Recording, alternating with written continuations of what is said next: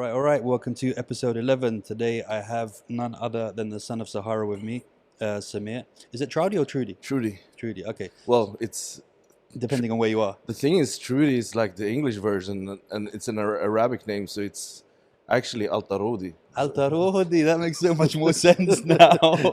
So Where did you take the Al away from it?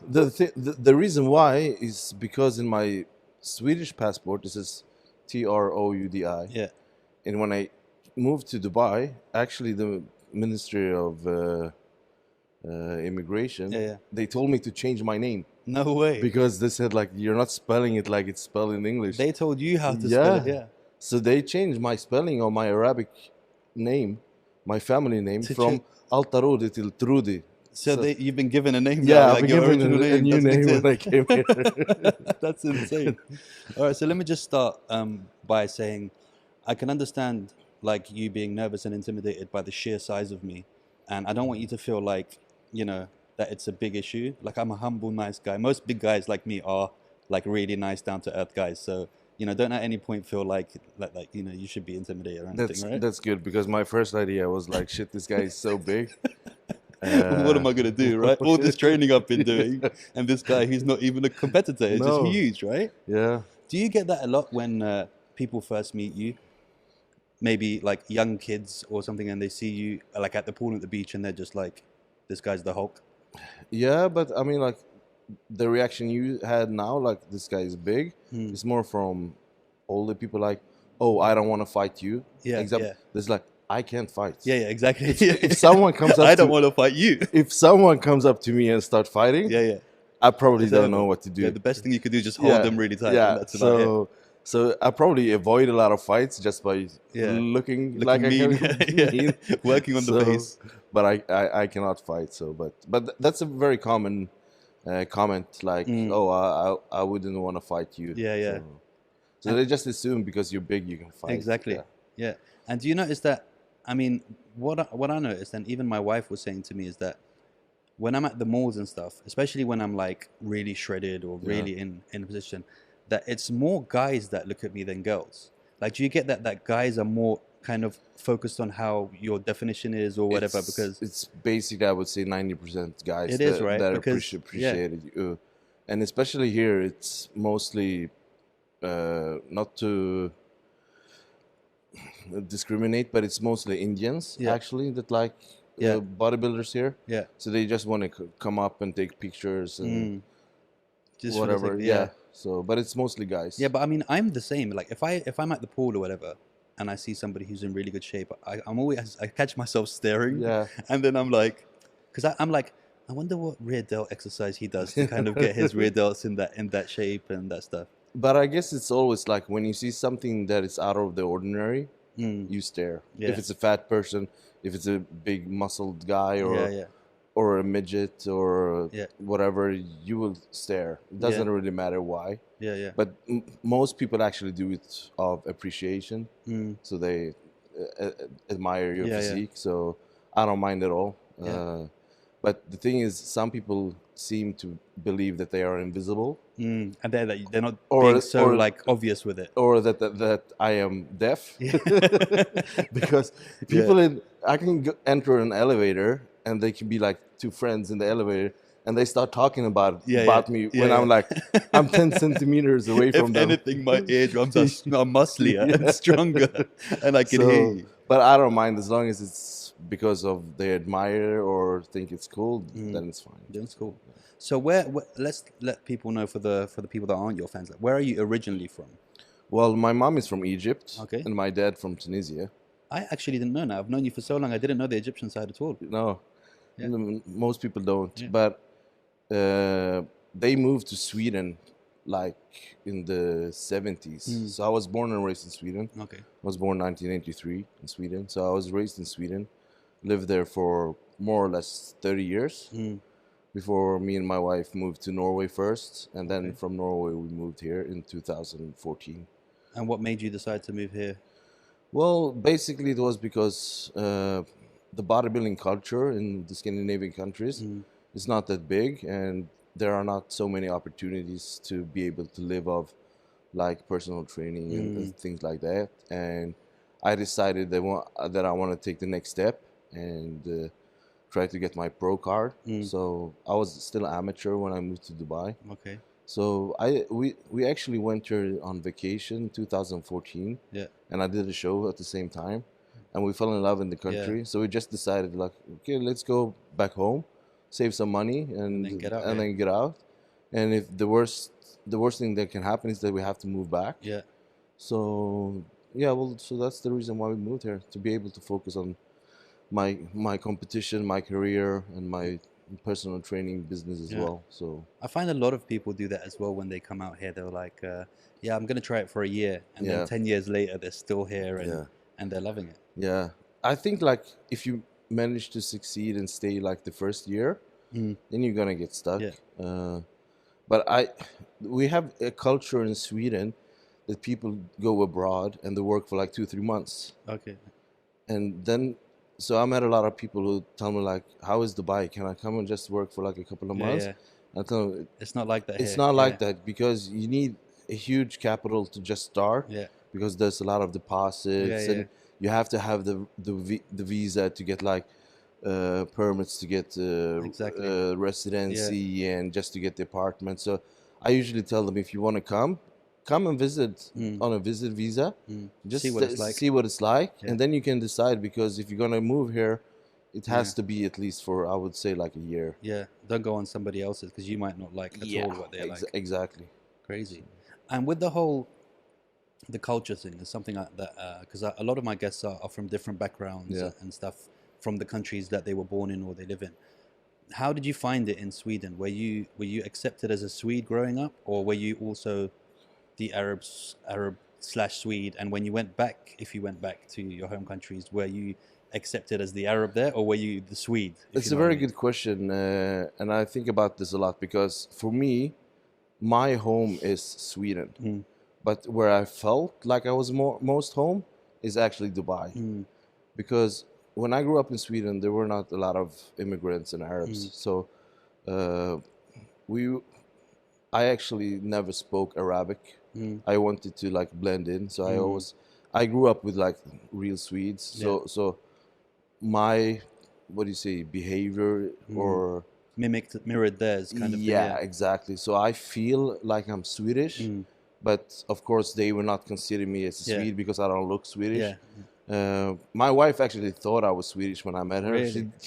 When her parents asked her where I'm from, she said like Sweden. Yeah, Stockholm. He's from So she actually didn't know. So, but yeah, and also I think like every time we went back to Tunisia, because I never lived in Tunisia, I was always there for vacation.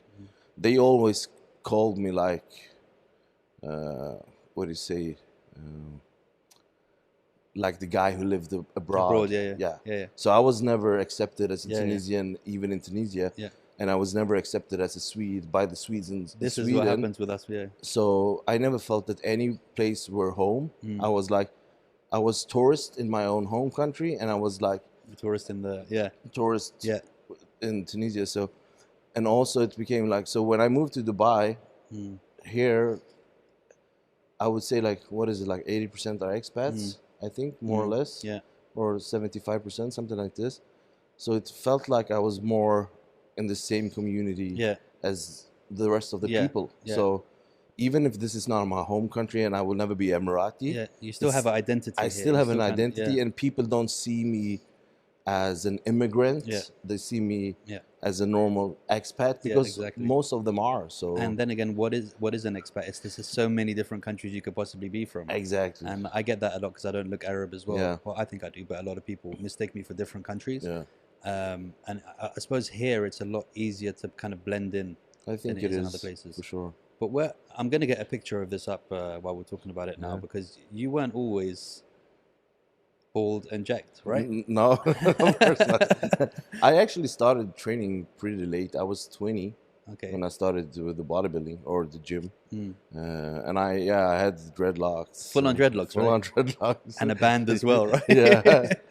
I used to be a DJ in a neo metal band, and the reason why I started to train was actually because the band that we had, most of the members after high school and they were going to go to university, we actually split up and we moved to different cities. Yeah, yeah. So naturally the band split up, and I didn't You're like, have what do I do now? I didn't have anything Yeah. else to do because we basically been playing and touring for the last 4 years because we were pretty big back then. Yeah. So I started to train in the gym, and I always been competitive. I mean, like I played soccer for 10 years. Yeah, yeah. I started when I was 6, Yeah. and I stopped when I was 16 to do the music. So I mean, like I had it naturally in me to be competitive, and I always been competitive in whatever things I did. So when I started training and I saw like I got results pretty fast. Well, first the girl I was dating, I was making fun of her, and like because she was asking me how big are you gonna get. Yeah, yeah. So I bought a magazine just for fun, Yeah. and I was like, oh, I'm gonna be like these guys. Yeah, And yeah. Did you intend that that was where you were going with it? Or no, was no, no. it was This is just a Yeah, joke. yeah. And the thing was, in that magazine, they actually had like good advices. And Yeah, so I started to buy it and read all the articles, and I learned more and more. And then in one of the magazines, they had like this, basically, at that time, it wasn't an online competition, but it was a photo Yeah, yeah. Yeah. competition in the magazine. So basically, what you did, you took pictures and you sent them in, and then they judged They you. vote. Yeah. So I decided like, okay, next year this is gonna be my goal. So I trained for a year, sent the pictures in, and they assessed my physique, and I got good reviews. And I said, oh, why not try to compete for real? So basically, what I did, I started to train at the gym where I knew there were people that were competing. So they taught me how to diet, how to pose, and all these things. So I trained 2.5 years before I did my first show, and I competed I was 65 kgs. Wow. Yes. It's hard to imagine you. It's hard to imagine myself at 65 kgs, let alone you. So, and I won my first 4 shows. So I got even more hungry to compete. So I just got bit by the iron bug and just kept going. So because it is addictive, right? it is, Like, and especially if you like the training in itself is addictive because as soon as you see results, you want more. yeah, of course. And then also somebody will say something to you like, "Oh man, you look really good," or "How did you do that?" And then you're like, "Oh, okay." Yeah, and I never trained because I had like bad self-esteem or anything like that.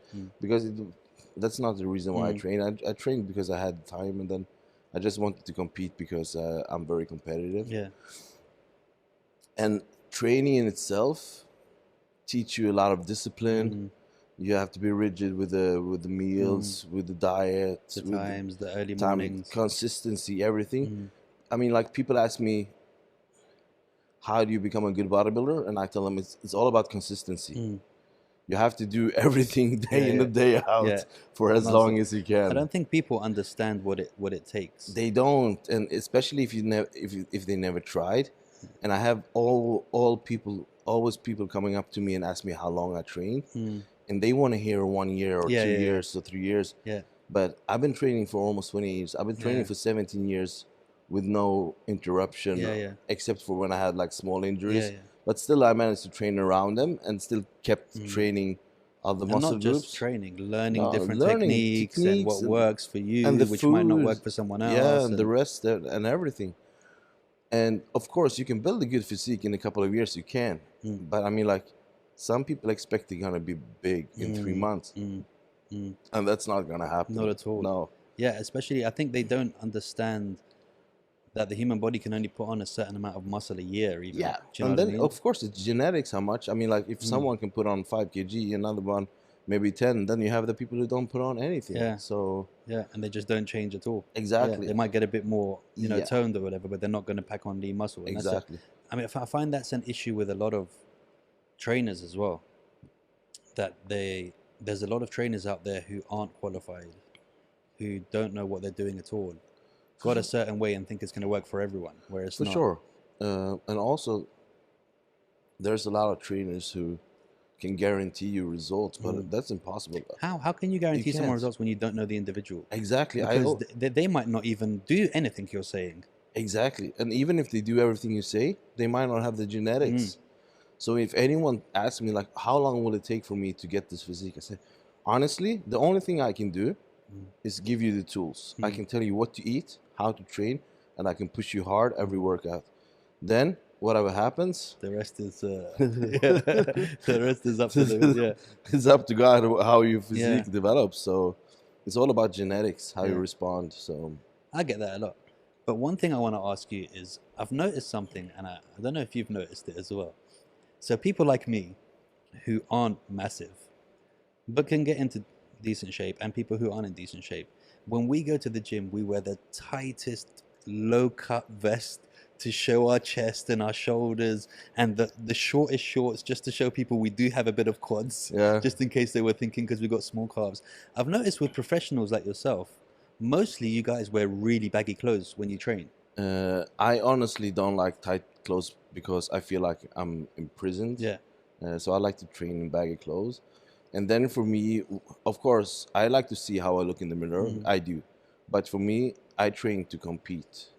So how I look in the gym doesn't really matter because it's the results that I'm after is the stage physique, Not what the other people in the not gym what are the other, thinking. not even what they think about me or whatever. So for me, when I'm in the gym, I'm there to, what do you say, to perform. Yeah. So if I look good or if I look bad or doesn't really matter Yeah. as long as I feel comfortable.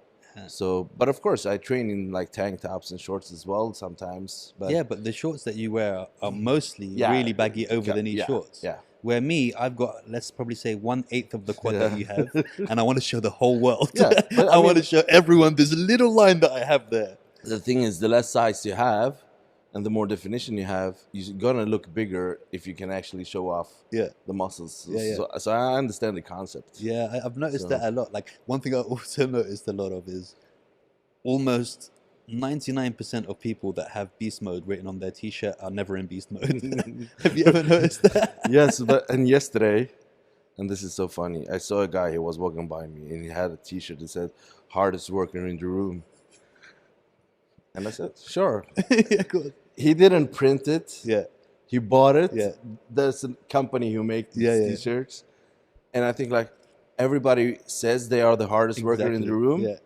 But even the hardest worker in the room is not a hardest Yeah, worker. In the room. exactly. There's always someone who works hard. I always But I mean, notice like that guy, he wasn't even.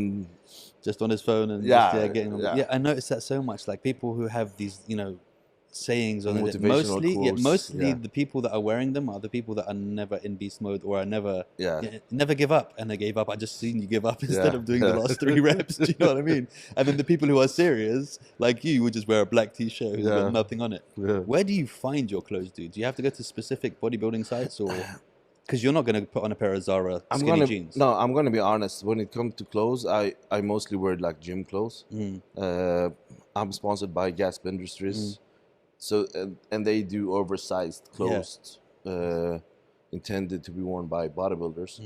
And I honestly wear those clothes more or less 24/7, even when I'm not training. Yeah. But there are places like American Eagle, for example. They have big jeans. They're also flexible. Really? Yeah. A big your quad size? Yeah. So there are, if you know what shop, What- you, yeah. you can actually find. But it's But not like- it's not easy to buy you a present, huh? No, no, not if you're gonna buy me clothes. Yeah, exactly. But like, I mean, like normal clothes and like suits and stuff, I have to like customize. Yeah, for sure. Yeah. No. So I stopped looking for normal clothes. Like I can't go to any normal Store and just buy store it. and just buy a t-shirt or a shirt. Yeah. It won't fit.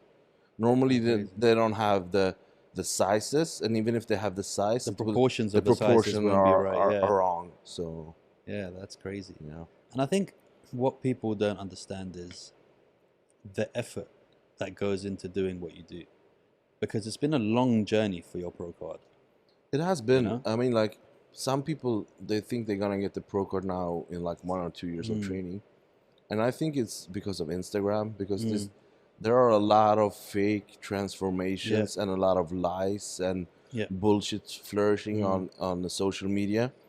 But I would say, like, if you want to turn pro and if you have the genetics to turn pro, it will probably take you 10 years of competitive. And it's not cheap.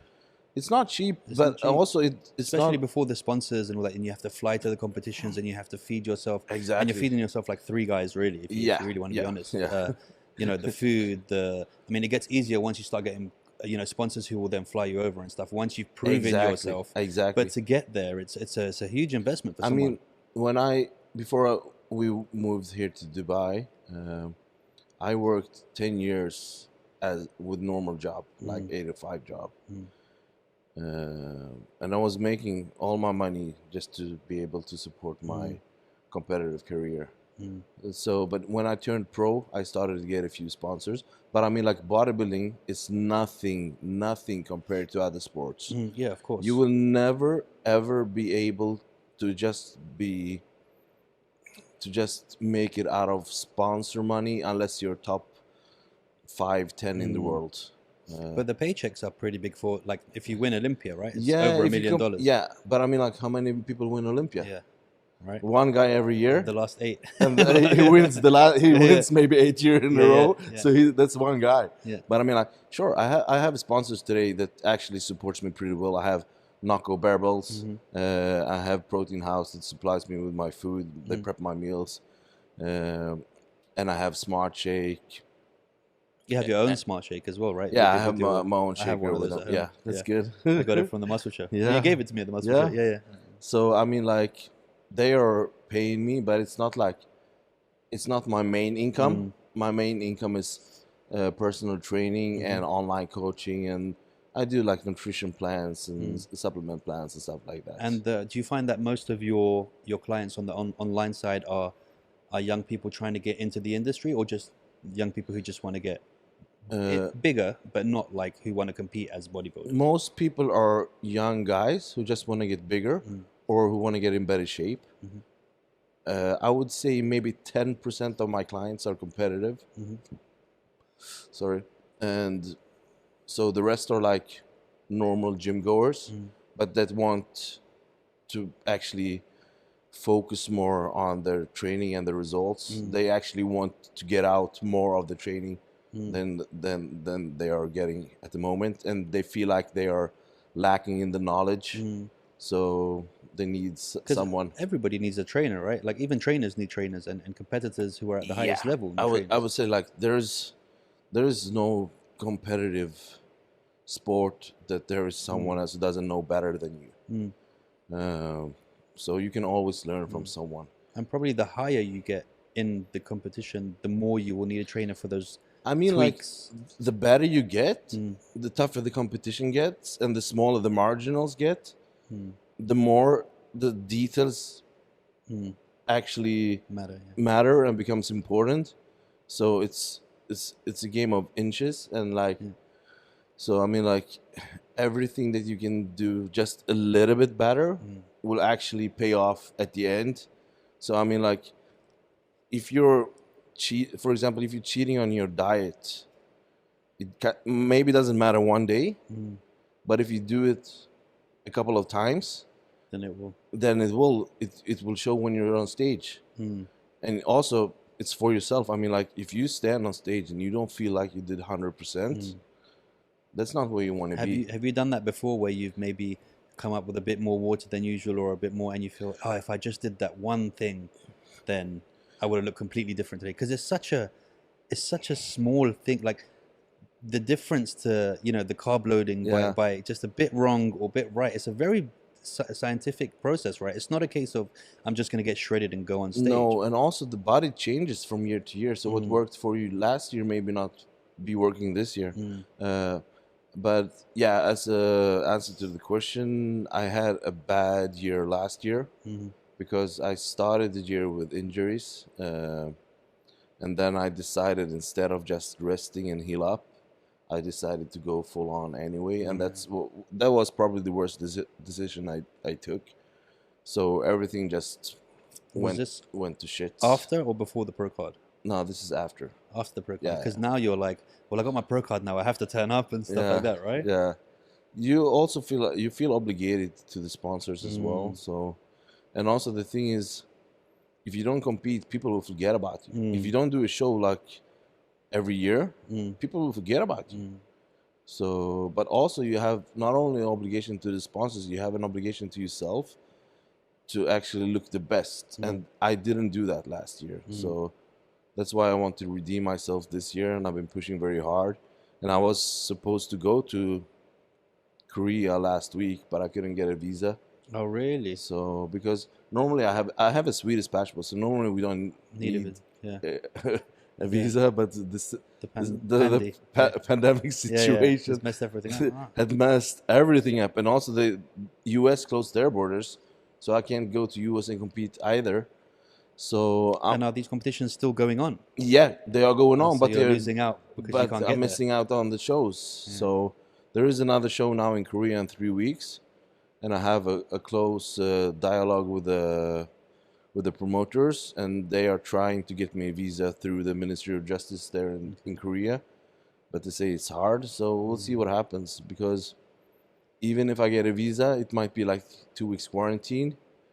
But I have a friend here that might be able to help me to get a quarantine exemption, so I don't have to do the 2 weeks quarantine, so I can just go there. But I need the permission first from Korea. So it's nuts how the amount it's of crazy. things The that you thing have is, to and do. also it's difficult to motivate yourself to stay on track when you don't know if and when things are gonna happen. Because I've been dieting now for 20 weeks, and Wow. 20 weeks is normally a little bit longer than I usually diet. Yeah. Because I started my diet because I thought I was going to compete in Spain in July. And then that show got postponed. Then it's Korea. Then it was Korea who was the next one. So, okay, I kept going for Korea. And I couldn't get away to Korea. And then it's another one in Korea. Well, actually, it was one in Tampa next week. But I can't go to Tampa because the US is closed. So the next one is Korea. So I'm waiting for that one. And if I don't get a visa in like 2 weeks, or they say that I'm not going to be able to go there, I'll just call it off for the year and then start again for the next year instead. I mean, I guess it's gonna be quite different with all the winners and all these competitions, because so many people who might be in the top 3 can't actually make it there. So there'll be a lot of other people getting the wins. So I think like from the list now, maybe half of the people that are already qualified for Mr. Olympia won't be able to get to America. And then also for the remaining shows that are qualifying for the Olympia, the people cannot do them because you have to be inside US Yeah, to be there. to be able to do the shows. Because I think of the remaining shows this year, 5 of them is in US, 1 is in Korea, and 1 in Spain. And the show is all the countries that you couldn't go and to. the Spain is, I don't even know if it's gonna happen. I don't think Spain will happen. So they're probably gonna cancel that. I hope not for the people who's planning to do it, but you have to be realistic as well. The Korea shows are not canceled. It's just that people cannot go. Last week's show, there were 2 competitors, 2 Korean guys. It's a good chance for one to win. One guy got the qualification. The other guy who got second place, he got points. So he's probably gonna qualify by points. That's crazy, man. So how did it feel when you first got your pro card? Did you feel like you knew you were going to win that time? Because surely 3-4 competitions before that, you also thought you were going to get your pro card, right? That year, I did 6 pro qualifiers, I think. Wow.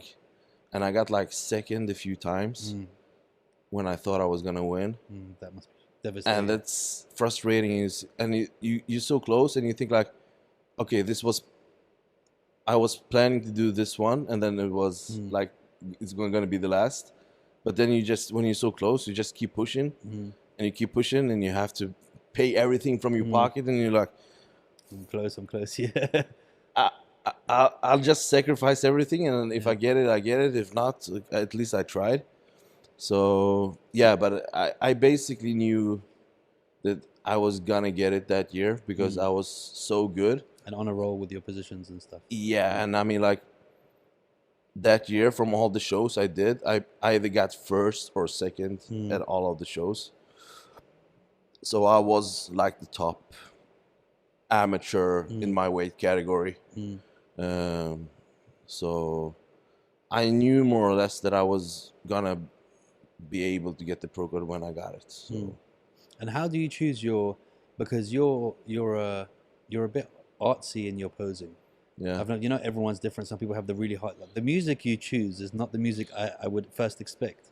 So when it comes on the song, I'm like, oh shit, he chose this song. Do you know what I mean? The thing is, I like classic posing. Yeah. And it's hard to pose to hip hop or to rock when you do classic poses. I usually mix. I can do like a slow song that is still powerful, do some classic poses, and then maybe switch over to like a hip hop or rock song at the end, just to hit a few more power shots, because I still have the mass and size to do power shots, but I still also has the flow, the flow and the physique and the symmetry to hit the classic poses. So I want to be able to showcase both both kind of what do you say, poses and physiques and styles of posing. So because it makes you stand out, right? Because exactly, everyone else is putting on the usual same old kind of things. Yeah. And then he comes on and you have like an Evanescence song that comes on. No, I like that a lot. So yeah, but you have to go by your kind of physique, what type of physique you have, what kind of poses you can hit, and also how the poses look. So I mean, like the free posing routine is actually the only time where you can decide by yourself what you want to showcase. I mean, like it's not just by showing your strengths, but it's also about hiding your weaknesses. So for example, posing, So for example, when we compete, we have as a pro we have 8 mandatory poses, which everybody do together, so the judges can compare you. So basically, it's like the front double biceps, the lat spread, side chest, all these like the normal poses, and there you cannot hide anything because everyone has to do the same one. Everyone has to do the same.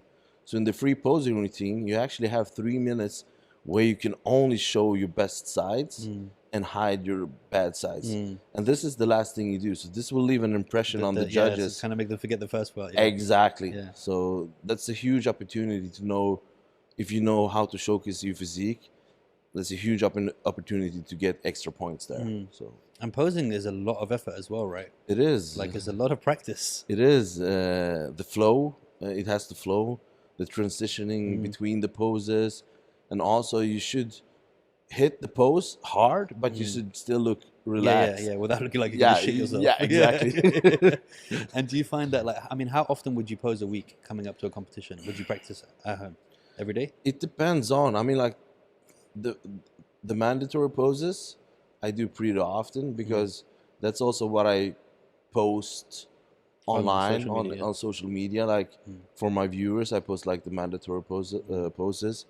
But I mean, like the free routine, normally I just put it together like 4 weeks out, and then I practice it till I know it. And I do like a lot of mental practicing. I don't have to do. You visualize it. I visualize it. I listen to the music. I can do this before I go to sleep. Yeah. Just put on this song, close my eyes, and then I just hit the poses to the song in my head. So I don't have to practice it on the floor physically, but I will still learn how it feels and what pose to hit where in the music. So that's usually how I practice. Yeah, I pose without music when I'm practicing mine. Yeah. Or I like to put on the ABC song, because I feel like it's the only song that will represent all of these muscles that I have, you know. So who were your I mean, I wouldn't say growing up, because you weren't into bodybuilding until you were 20. Did your inspiration and the people you looked up to in bodybuilding change as you got better at the sport? Or has it been the same ones from the beginning? No, it probably has been the same, to be honest. But I mean, like, if you want to talk about inspirations in life, it has always been my parents. More or less out of 2 reasons. They always made sure that we had what we need. They always worked for us so we can have food on the table and a good upbringing. But I mean, like, and also they always supported me in no matter what I did. If it was like soccer, music. I mean, like, I don't know how many times my mom drove us to the gigs because we didn't have driver license. So she had to be taking you. Had to take us all everywhere. And the same with the football, the soccer, and the crazy kickflips on the skateboard. Exactly. So, and yeah, they always been supported no matter what I did. So, But I mean, like for bodybuilding, it has more or less. I think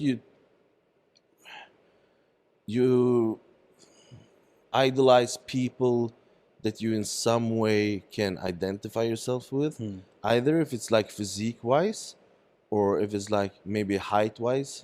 For example, I'm a pretty short guy. I'm 5'5", which is 166 centimeters. So I always been like,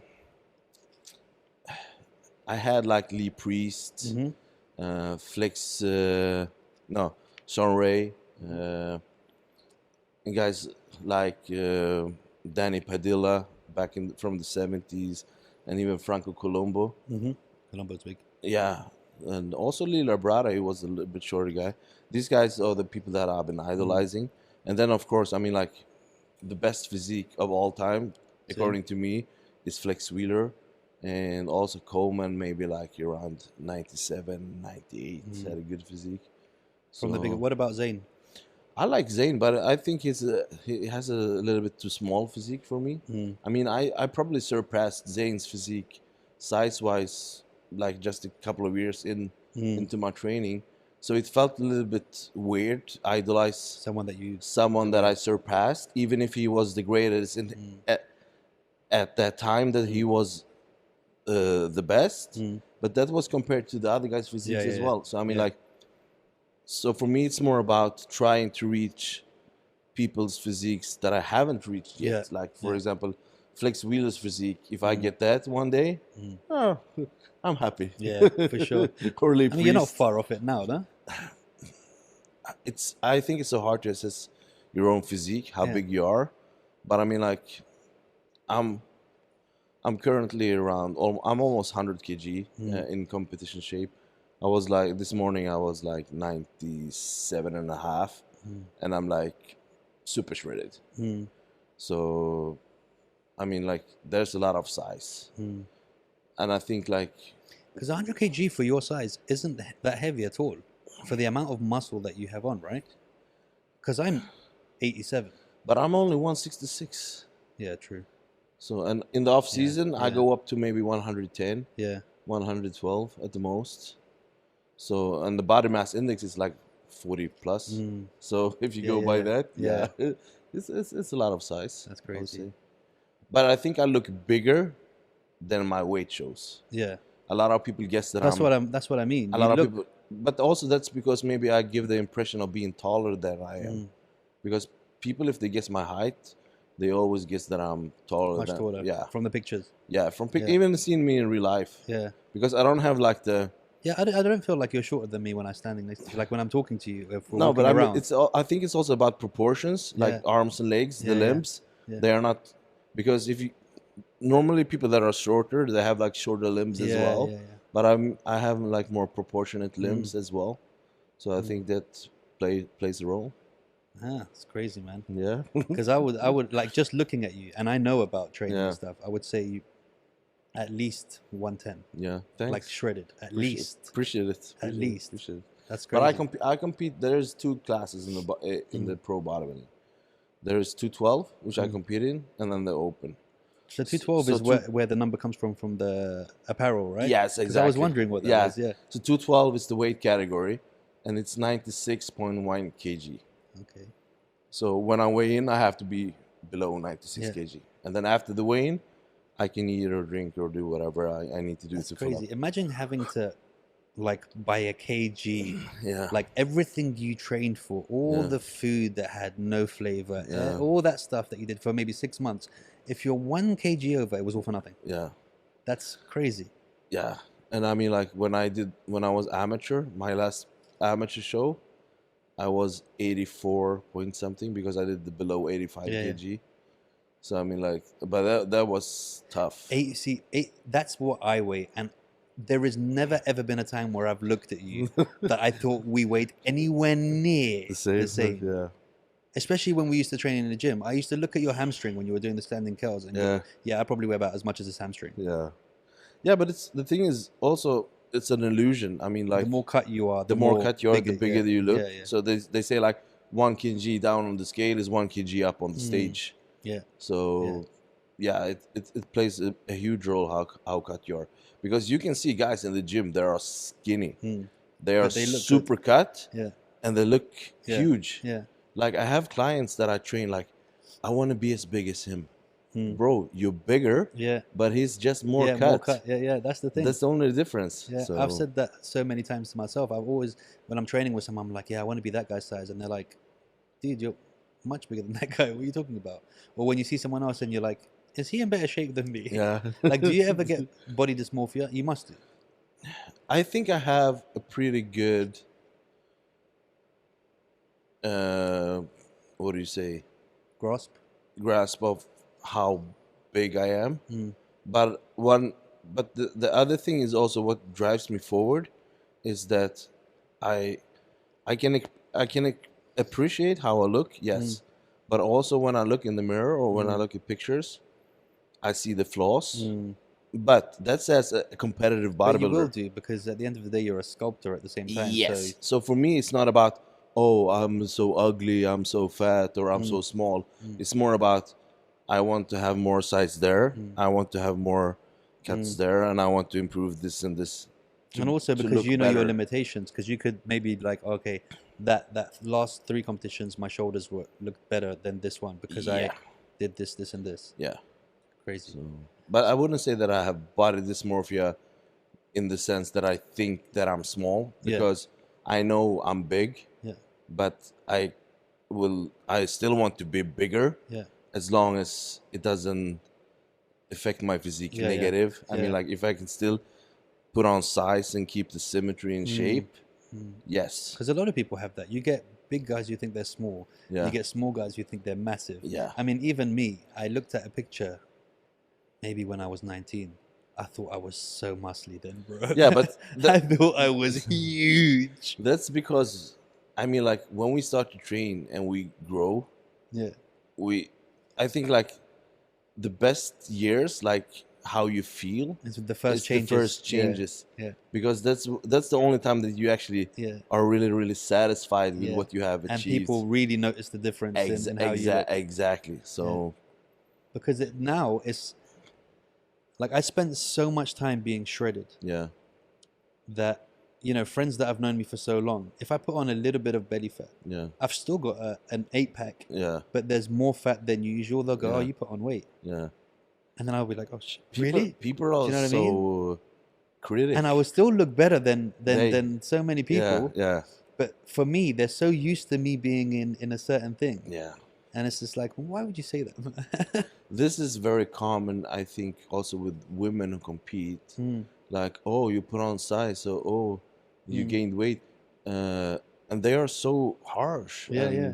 hard, and they don't realize that competition shape is not, not- something yeah. that you go around with. And it's not sustainable either. No, so Yeah. I mean, like, especially if you're a woman, because women need more body fat just to have like the normal hormone Yeah, balance. yeah, like, exactly. And the the- kids and their periods and yeah, everything like that, yeah. exactly. So they are supposed to have more fat. So if a girl competes at a body fat level at maybe 8 or 10%, which is very low for a girl, and then she goes up to 20, which is normal, and she hears like, "Oh, you gained weight." Yeah. That's not Yeah. that's not good. I mean, like people have to be careful what to say and how they. Yeah, they shouldn't say. No one should say anything anyway that's negative. I don't think Even so. if someone, I mean, you should, if anything, say something nice to someone to Yeah. make, even if it's negative, Yeah, just to kind of boost them. yeah. Do you know Or what I if mean? you, I'm, Or don't say anything at all. if you don't have anything nice to say, Don't say it. don't yeah. say it. I mean, Yeah. like, why? Yeah. There's no reason at all. If not, someone asks you. Yeah. I mean, like, if someone asks you, do you think I've gained weight or Yeah, blah, blah, exactly. blah. Okay, but you can still put it in a nice way. Because that's the worst thing. And you know, sometimes if I've, you know, because we go through transitions when we're training. Sometimes we're shredded a lot. Yeah. Sometimes, you know, we've eaten a lot more, so we look fuller and bigger. And Yeah. sometimes when I go to the gym, like one of the workers there, they'll be like, "Oh, you lost so much weight," but I actually shredded up and I Yeah. look really good. Yeah. But then mentally, I'll be like, "But why did you say that?" Yeah, yeah. That's the wrong words. Yeah. The word it's you look leaner. Yeah. Like don't say stuff Yeah, like for somebody who's lost- trying to yeah. to put on weight or build muscle. Yeah. It's never a good time No. for you to say to them you lost weight. No. Especially to a guy who's trying to get bigger. You know? Exactly. It's crazy. And also, I think like a lot of people feel bad about themselves, not because So they project it. Yeah, and also the thing is like people who train because they have like I wouldn't say like body dysmorphia, but when people tell you bad things, you take them as the reality. Yeah. I mean, like if you go from being 10% body fat to 15 or 20, and that's normal, and someone tells me, "Oh, you gained a lot of weight lately." Yeah. Or this one, did you stop training? Yeah. Did you stop training? You're not training anymore? Yeah. That's the worst one you Yeah. get. And that puts like a lot of pressure on people to always live up to other people's expectation. Which is what social media is all about now, which is Yes. messed up. And the thing is, they might be satisfied with how they look. But Like, who asked for your advice? But other people put a lot of pressure on what they think how they should look. Yeah. So I think that's the worst thing today. I mean, even the whole social media thing is just, even with personal trainers, it's like I look at some of the posts and I'm like, A, that's not a natural transformation. Yeah. B, that did not take 6 weeks. No. 3, your client is standing 10 feet away from the camera in the first one, and 2 feet away from the camera. And different lighting. So obviously, if I'm that far away from the camera, I'm going to look smaller. Yeah. Do you know what I mean? Yeah. Put an X on the spot. Yeah. And make them stand there every single time, and then do the transformation. Exactly. It's like you're only kidding the people who don't train, and that's the dangerous part, because they then pay these people, thinking that that's going to happen. Exactly. And then you have all these trainers who does these weird ass things, exercises that you don't see people do before, and then you have the clients who expect the trainer to do those things because they've seen other trainers do them. Or seeing them on Instagram. So if they hire me, for example, I would never make them do crazy exercises. And then they'll say, "Why are we not doing this? I've seen people doing this." But even those people who are doing it, a lot of these athletes and women and stuff, the training they're doing in the videos, that's not how they got their body. No. It just looks good in the camera. Yeah, exactly. But they don't train like that. They don't do Superman press-ups and stupid banging your elbows on the floor and all that stuff. They train normally with weights, and then they make that just for the social media and stuff. And that's also one of the things that happened when the COVID came and the home working videos came. And everyone became a trainer. Everyone became a trainer. And I said, like, an influencer. I want to see these people in the gym when the gym's open. Exactly. I haven't seen anyone. They stopped posting training videos on Instagram because now they cannot post home video trainings because they can actually go to the gym. Exactly. So you will not see them training or do. So Now, where did the Son of Sahara name come from? Was that also in the Dubai municipality when they changed your Arabic name? Where they were no, it's now Troudi, and you're now the Son of Sahara. I wish. No, it's actually because my mom is from Egypt and my dad from Tunisia, and both countries part of the Sahara. It's part of the Sahara. So since I'm their son, so it just became. I think I made it up myself. And then it just got stuck. I know that people say that you shouldn't. Give yourself your nickname. Give yourself a nickname. I don't give a fuck. Why not? Why not? It's a cool name, and I'm keeping it. A lot of people do that. Yeah. I mean, like it's like a brand. I mean, like if you come up with a brand or a brand name, you are the one who's coming up with the name. It's not someone else. And you are a brand. Exactly. Yeah. So I don't care at all. Yeah, I think it's a cool name. I love it.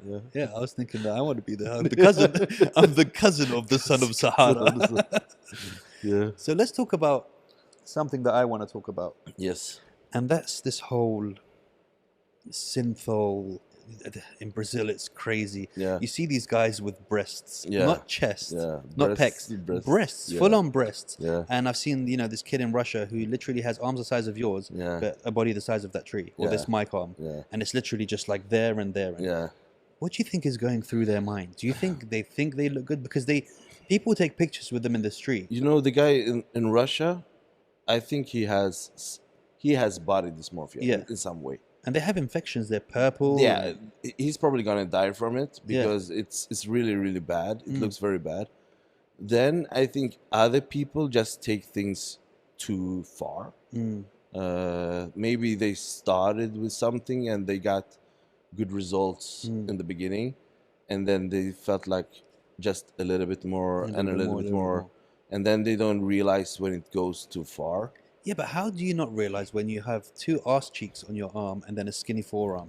It's I don't you know, can see man. the rest of the world. Yeah. You know what And the a thing human is, being's supposed to look like. the thing is, most people don't see that it's not real or that it's disproportionate. It's mostly people that train in the gym who had some kind of knowledge about how a That physique you just can't looks. build. You can't do that. Yeah. That you can't look like that natural. And I mean, like, people do whatever they want to do, but it's exactly the thing that you say.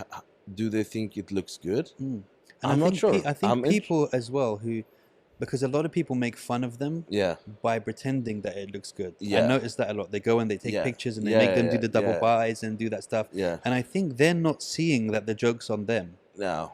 and they're liking this attention. Yeah. So they're kind of going worse and worse and worse. And also for some people, it might be the only attention they get. I think, for example, like there is this Brazilian guy, the one you mentioned, The one with the breast. with the breast. I mean, like, he's probably rich and famous because of this, of and course. that's the Where only usually reason he wouldn't be. Yeah. He wouldn't be. He would be poor, or maybe even dead, Yeah. or whatever. So I mean, like, for them, it might also be a way out of poverty or I don't know, boredom, but or at what cost though?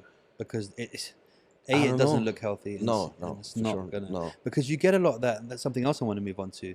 Is not only is there a lot of bro science with training online, a lot of mixed messages, a lot of that, but you get a lot of kids who are starting to delve into these steroid uses and stuff, and they're not doing blood tests. They don't.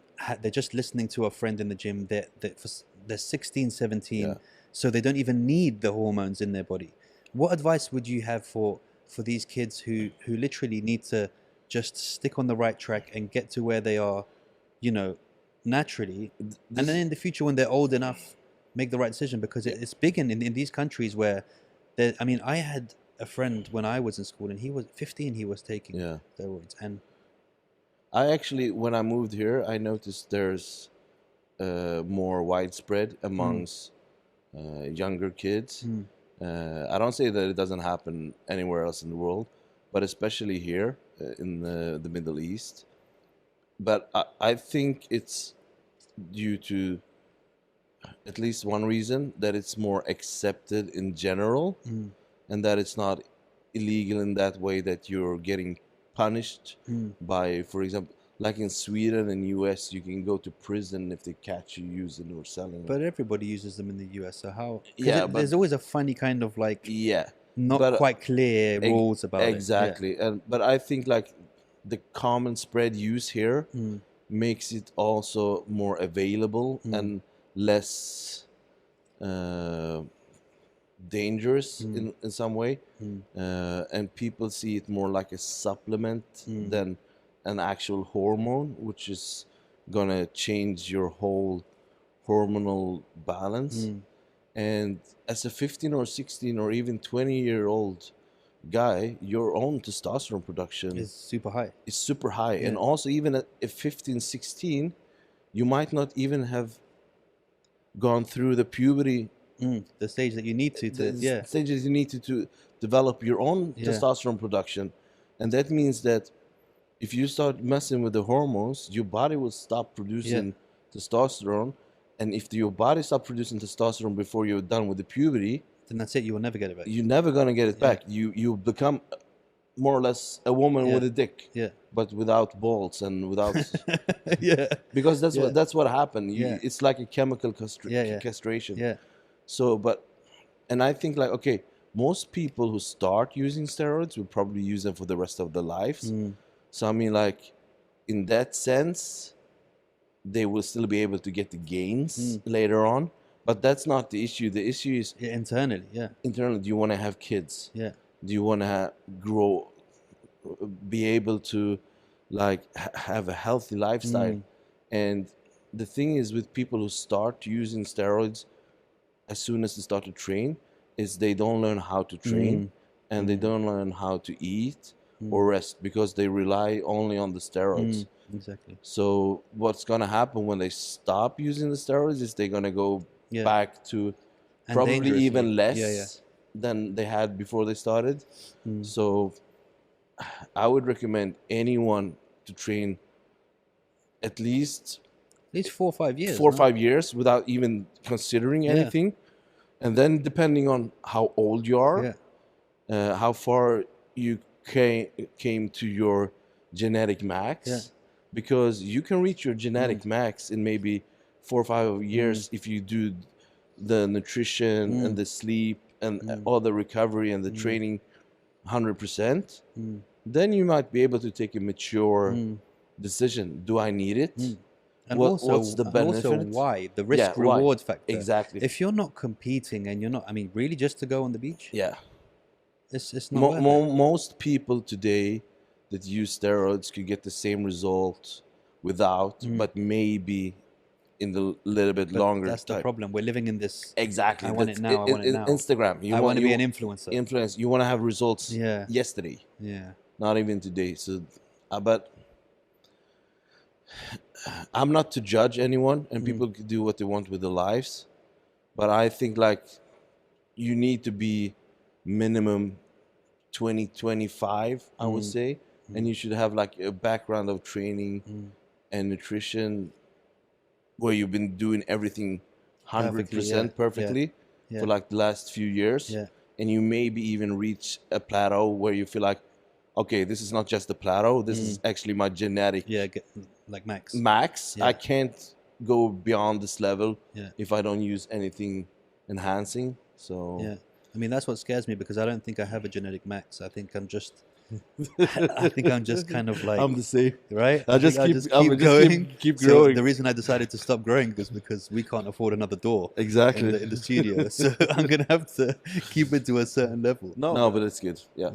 So talk to me about the because you have a daughter now. Yes. 2 years old now, right? Yes, Indra is 2 years. 2 years. How did that change everything? It's changed everything, and also it didn't. Because in some way, I still had the possibility to do what I want because of the support system that I have with my wife. And I mean, but still you have to adjust everything according to her timings. And I mean, like, you cannot just do anything anytime. You have to, like, the first year we didn't go out a single night after 8 o'clock, I think. I know the feeling. It's the worst. Yeah.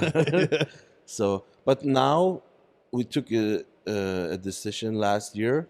So they actually moved back to Sweden. Okay. So they've been there now for a bit more than a year. They were here in the winter for a couple of months. Yeah. And the plan is and was and still is that I'm gonna go back and forth, a couple of months there, a couple of months here. But since the corona happened, nobody's going. Couple of nothing, nowhere. I was planning to go in May. Yeah. But my ticket got canceled. Yeah. I had 3 tickets and they all got canceled. So, but I'm going there now next month, and I'm gonna stay like a couple of months in Sweden before maybe they come back with me in the winter here. Yeah. So the plan is to go back and forth because the reason why they moved back is mainly 2 reasons. My wife wants Indra, our daughter, to grow up with her cousins. She has a lot of cousins in her age, and also the school, healthcare, and So everything much is cheaper, it's free. It's free. There you It's go, free. So here it would have cost too much. And the reason why I'm not going back there with them permanently is because it's easier for me to be able to live off my sponsors and personal training here in UAE than it would have been for me in Sweden. It would basically be impossible to have the same lifestyle that I have here, but to have in Sweden. Yeah. But the plan is, of course, to move back permanently in the future as well. But at the moment, I'm gonna go back and forth a lot. And how did it change you mentally as a dad? Like, cause for me, I mean, okay, I have a monster of a child in the UK who's 18, but it's just everything changes, huh? Did it make you more sensitive? It does, and also you're more aware of like people have more feelings. Yeah. You see things like, oh, this guy maybe has kids, or this guy has been a kid, or and also the first thing that changed was probably the way I looked at my parents, because I understood what they had been feeling all this time. Yeah. Even if my daughter is just 2 years, Yeah. you still have that connection and bond, It's crazy, right? and you realize, damn, I maybe should have been more nice to my Yeah, right. parents. It just makes you think, because no matter what they do, I mean, you'll get it as they're older. It's just how much love Yeah. you have for them, and Yeah, and it's just like, anytime that I've just done something wrong when I was older, I was just like, I was a dick, yeah, you know? Because I imagine them saying it to me or Yeah. doing it to me, and I'm like, no, they're never going to do that. They're not a Yeah. dick like me. But they will, because we Of go through course. hormones and of changes course, and all that of stuff. course. But it's just that it's a whole different Yeah, concept of love. and that you is- can you can't can't explain it. Yeah. You can explain it for someone else, and you can't explain it almost for yourself, because it's just there. So It's a super And then- internal trait, yeah. it's so weird, because I think I've been seeing lately a lot of videos on social media where With like the pedophilia and all this stuff. pedophilia Yeah, and people hitting the yeah, kids. yeah. I'm the same. And And you I look at wanna- your kids and you're like, how would you ever do that Yeah. to someone? You know, if I mean, I don't hit my kids, and I very rarely shout at them. Yeah, But on the odd occasion where I catch myself shouting, yeah, I feel bad, and Yeah. I'm like, I didn't need to shout. And when No. they look at me like, and that's just from shouting. So imagine the things that these people are doing. How could you ever? I mean, there's a certain level of evil, I think. I think it's not only evil, but it's also like it's been passed down to them from when they were younger. from they were younger. I think like to be mentally able to abuse someone, you have to be been Abused or something, yeah, abused. So I think it's just sad to see the what do you say, the how big it is. I mean, like how spread out it is. Because it's not a natural act. No, I don't think And so. you know what? We have to be very careful now, because I saw a post on this. Did you see this whole hashtag trans age thing? And That they're trying to basically say that they're trying to basically push this, that pedophiles, it's okay for them to be with kids if they feel like they're a kid inside. So like, they're taking it one step longer than that. I identify as myself a as a 10-year-old. kid. So it should. Oh, that's so, just- so love is love, that's and just they're trying to crazy. push this agenda. That's just And crazy. for me, it's like, I'm under no circumstances, like, this is when things will start to go really downhill. Yeah, like, yeah, yeah. You know, and they're pushing it, and they're creating a new flag for themselves, and Yeah. it's like, you know, love is love. No, love is No, not love. no, I don't care how old you think you are. No, You know, no child can consent to anything. no, that's crazy. You And know? even if you think that you're a child Then and that it's okay for you to have sex, Yeah. it's not okay for a child who is a child yeah, exactly. to have Yeah. sex or be abused Yeah. by someone. It's the world is in a very strange place Yeah, right I now. think so. And also the same thing, I don't want to discuss it, but like, I mean, like, I don't mind gay and transgender people, but the ones who push their kids. Yeah. We spoke about this other time. Yeah. It's like, look, if I tell my son he's a Tyrannosaurus Rex, Yeah, he's gonna believe you. he's going to be a Tyrannosaurus Rex, and he's going to run around the house. Yeah, I have no issue with people wanting to change their sex No. when they're a mature adult. exactly. But letting a 9-year-old, a 10-year-old have an operation and all that Yeah, stuff, no. they haven't even fully developed. No. There's been stories of people that they got let do it, and then Yeah. when they got older, they wanted to change back and all Yeah. that stuff. And it's like, look, just I also was watching Joe Rogan the other day, and he said that, you know, he had a guest on who was saying, usually, for people that are really identify as a lady or whatever, Yeah. it's usually between the ages of 2 and 3 Yeah. that they really keep saying it, and Yeah. and it's a very big thing to them. It's not usually, and it's usually boys who are doing it. Yeah. And now they're finding that it's gone up something like 600% in teenage girls in school. Yeah. who are in groups Yeah. becoming, oh, we're all guys. So it's becoming a trend and a fashion and Yeah. and it's like it's a very strange thing. And I think as human beings we do need to be put in our place, Yeah. because if you just let everyone do whatever they want to do, this world Was will be a that circus. the interview with the same girl who said like most girls who think they are transgender might be it because they feel they are different and they think that the solution Yes. might be Yeah, that yeah. they are That was the one. transgender? Yeah. Okay. Yeah. Yeah, I can imagine that as well. Like people are looking for a solution to a problem, and they are willing to take it as far as possible if they think that they could be a Yeah. solution to the problem. But they are not transgender. They just And, want yeah. to. They just want to And the problem see. is in America now, there are in certain states, these young girls and boys can go to and get the hormones for free Yeah, on the over the counter, and they don't have to have their parents' permission either. that's crazy. So they can just start you start doing it, Yeah. and the school, she can go and change her name in school, and the school doesn't even have to tell you that we now call her Tom. Yeah. And it's like, hold on a minute, there needs to be some limits Yeah. with all this. Yeah. Now, what can you do? Talk to me about the afterlife. Something I go through with all my guests. I'd really like to have everyone's opinions on what happens, or if you've ever thought about it at all, or if it's something that you think about. I honestly think that we are reborn. Back into In another this- human yeah, body, yeah. or fully. You mean anything? Plants, trees, No, dogs, cats, humans. No, just humans. I think the soul gets passed to another human. I don't know how I should explain the increase in population. Yeah, you know, I had the same idea as a story, that there was only a certain amount of people, souls, yeah. and they keep recycling, Yeah. and there's never going to be more or less. But yeah. that, you know, that, so let's just say there's 8 billion. But maybe there are people like die at birth that doesn't die anymore. I'm not sure. No, but I think that we are in some way reborn. But do you believe you have memories of that past I life? think that some people have and some don't. And I think that maybe it can also be trained. as in brought out through hypnosis and these kind of things. Exactly. But I think like most people will not have Any memories? any memories from the past. I mean, like you're reborn, like new. I also believe that it might take a while.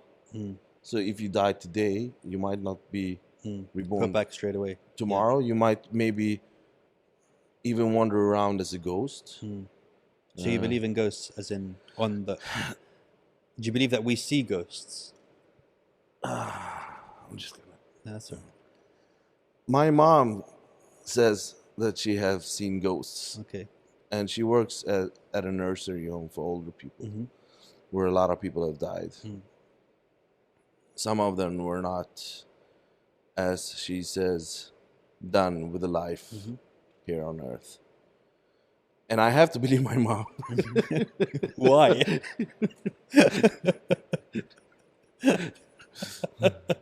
I don't know.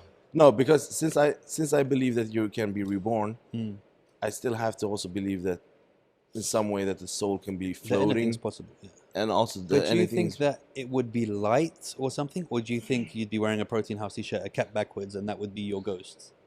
You would look how you looked in life. You can probably dress up as you like. So, would, so there's fashion in the, Yeah. in the ghost, in the Yeah. spirit world. Yeah. There's fashion as well. So- So you can change outfits. Yeah, Okay. I don't think like because it would be so weird if it was already decided. Like, okay, now you're a ghost, you're gonna wear this dress the whole time. Okay, but then where is this fashion? Like, so you have your own closet. Yeah, So there are ghost closets around in the heaven. where you go and you're just gonna be like, Yeah. I'm gonna wear this today Yeah. when I go to freak these guys out. Yeah, I believe in different dimensions. Yeah. So The alternate universe kind of. Yeah. But do you believe you can jump in and out of the alternate universes? I think that some probably can. I mean, like I think it's different people have different Abilities abilities. and connections with the. Exactly. Yeah. I'm not a huge fan of these like TV shows where people, what do you say, call upon the I dead, know what you're talking about. or like go to like with haunted the crystal houses. ball and all that stuff. Yeah, I think most of these shows are bullshit. yeah.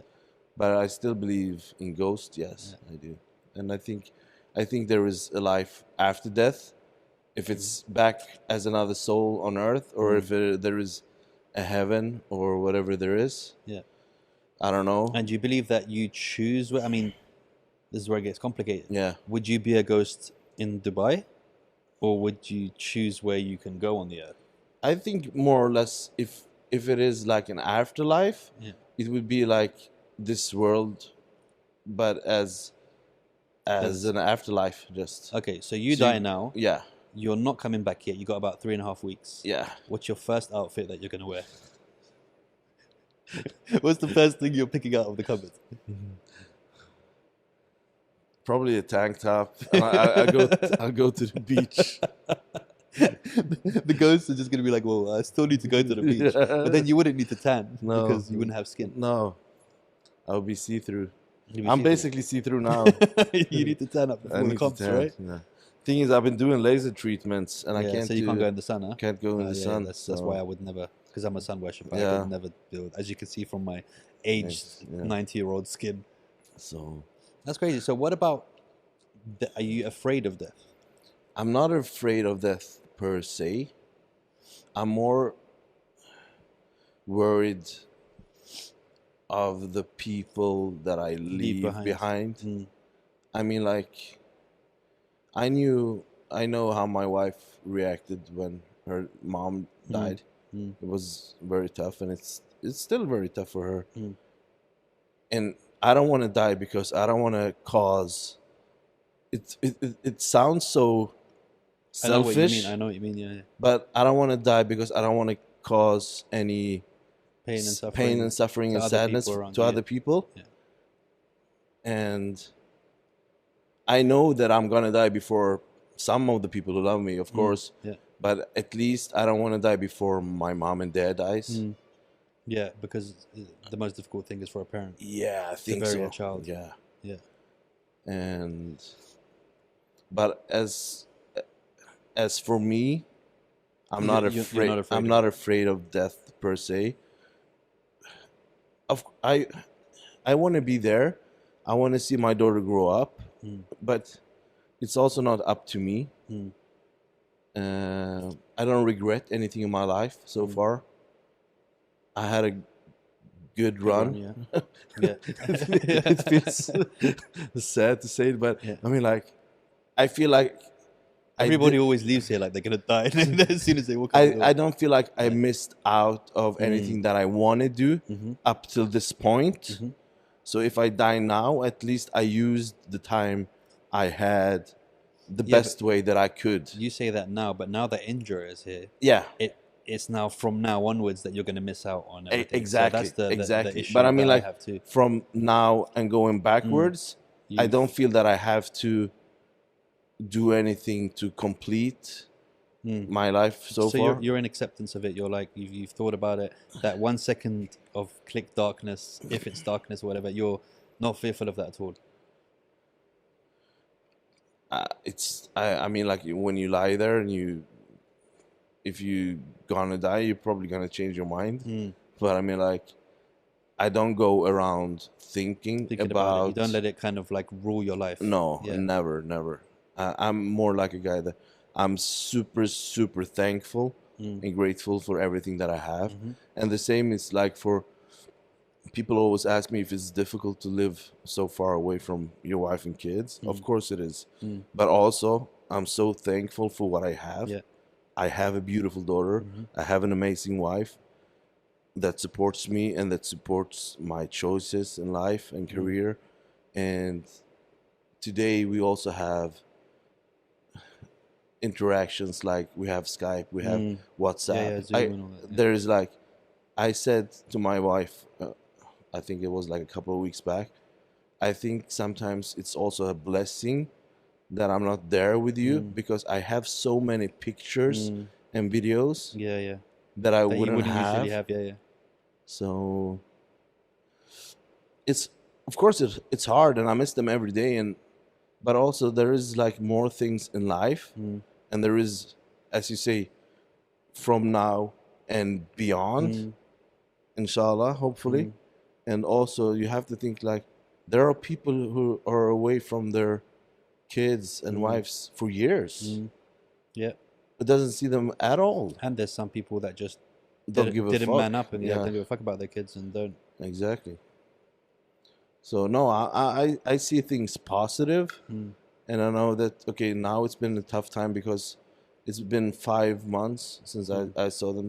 They left just before the corona, and then when I was gonna go there and catch up with them, I couldn't go. Yeah. And then I lost. Well, basically, what happened was the gym just closed like this, so I didn't work for 3 months. I had the same exact thing, man. And I was gonna go. I said like, okay, let's go now when I don't work because I don't know. And then you can't even do that. Then yeah. I couldn't go, so I had to stay. And then when it was possible for me to go back again, the gyms reopened. So Yeah. I said like, I don't want to take this choice, but I have to work. I have to stay at least another 2 months, 3 months maybe, to get back in the game, to work up my economy, so that I can go to Sweden and stay there for a few months without working as a trainer. So yeah, it's been a tough time, but I mean like. But it's been a tough time for everyone, so that's what Exactly, kind of makes exactly. it a bit more And also, acceptable. sometimes my wife makes it feel like it's my choice, but it's not, and she knows that I didn't choose this. Yeah, of course. It's the situation. It's the corona situation. The only thing that I chose was to stay here and work so that I actually can go, because the alternative was, I told her, the alternative is I can come, stay 2 weeks, and go back. But what's the point? Who could have predicted what was going to happen? Exactly. Who? No. I mean, apart from the people that made it happen, who made all the money from it, no one else could have predicted this stuff. Hear no evil, see no evil, speak no evil. That's it. I'm telling off all this evil. So, what does the future hold for Samir when it comes to bodybuilding? Do you see yourself? Have you put yourself a cut-off limit, saying, "Okay, I'm going to compete until this, and then I kind of like I want to retire and I want to just chill out and not," or do you see bodybuilding as long as you can? The good thing with bodybuilding is there is no age limit. It's not like limit. It's not like you're peaking at 30 and then you have like 5 years at your peak, but it's more like you're peaking around 40, and then you might have 10, you might have 15 years left, you might have 2 years left. Because it's also so based on how you stay injury free, how your physique looks, how your physique ages. So for me, I don't want to say like I'm gonna stop when I'm 40 or I'm gonna stop when I'm 50. I say I do this as long as I have the motivation, the love for the game, as long as I develop and doesn't place worse and regress.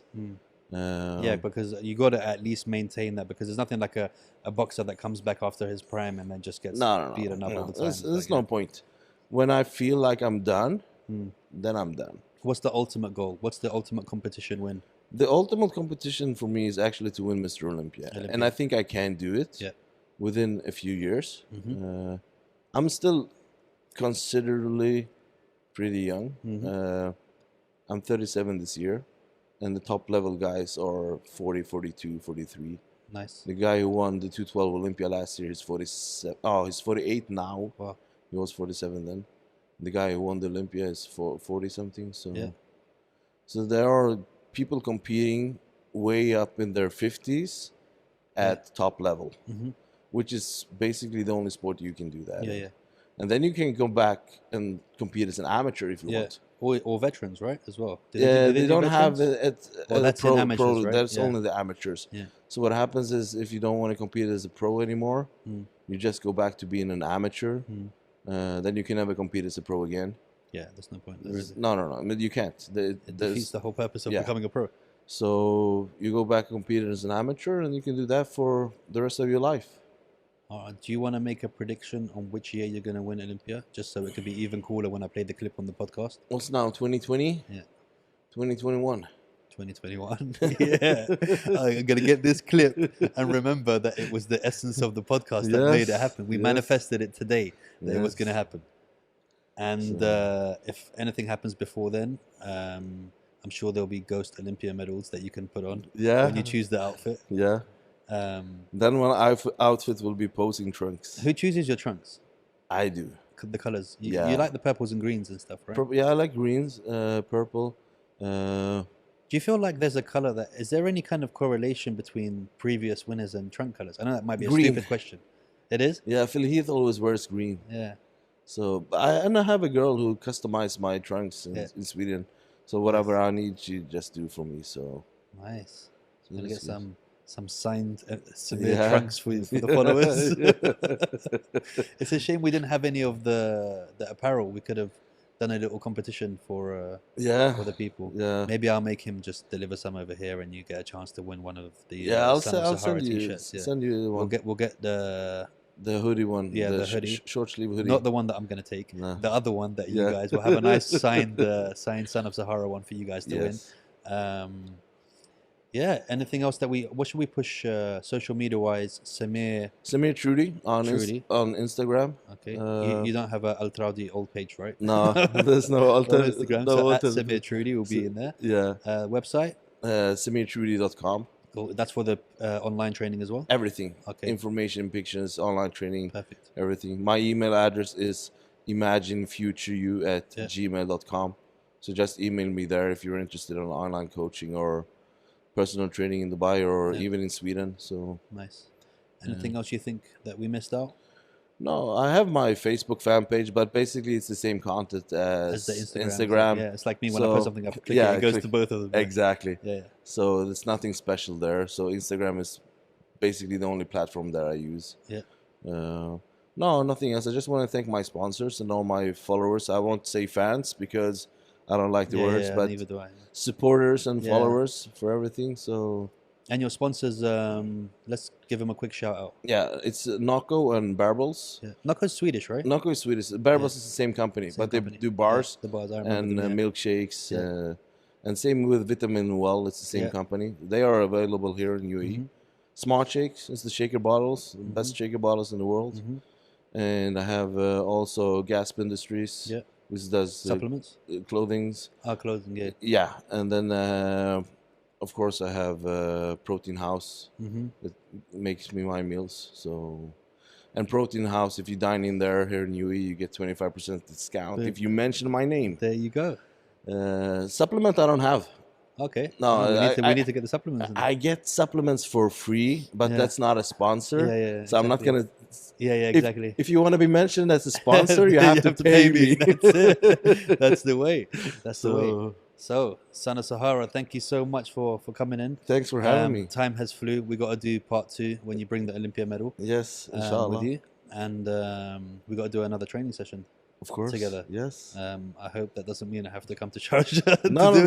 I'm here. We'll do it. I have my clients in Dubai. Boom. Then we'll do it. For so sure. Yes. That's it. Cool. Anything else you want to say to them? No, I'm super happy. Wicked, guys. So Thanks. this is episode 11, and we'll see you soon.